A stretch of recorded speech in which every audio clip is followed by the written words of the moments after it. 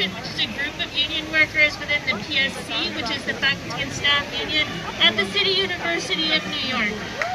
Yeah! I'm also a queer woman from the South, and as a Southerner, I want to start by saying that the South is where most black people in the U.S. live.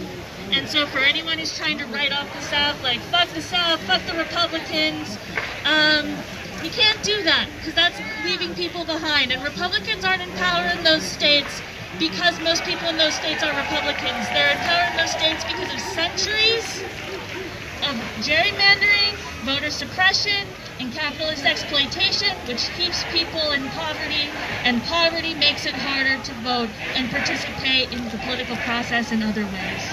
So with that out of the way, I also want to talk about why it's important for me to be here, not just as an individual who supports abortion rights, and not just as a member of a socialist organization, but also as a union member.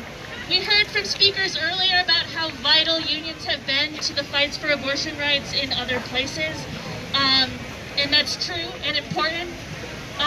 In my union, we just passed a resolution in support of the Palestinian people, which has sparked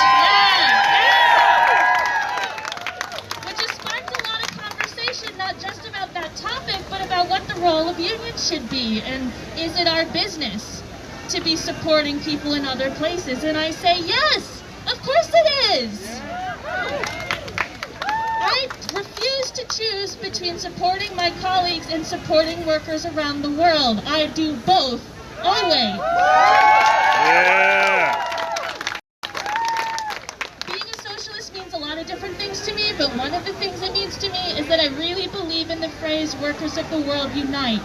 And so as workers, it's our job to fight for our fellow union members, but also for the other unions in our city and in our state, and in solidarity with the workers in Texas and every other state and territory controlled by the U.S., and for workers all around the world who are victims of imperialism, mostly perpetrated by the U.S., and people who are dealing with all kinds of other kinds of oppression and exploitation. So that's why I'm here today representing Rafa, and not just Left Voice, and not just here as an individual. So if you're fortunate like me to be part of a workplace that's already unionized, I encourage you to talk with your union members about how you can collectively fight for things like abortion and for other kinds of justice and human rights. And if you're not in a unionized workplace, you don't need a union to talk to your co-workers about justice. That's all.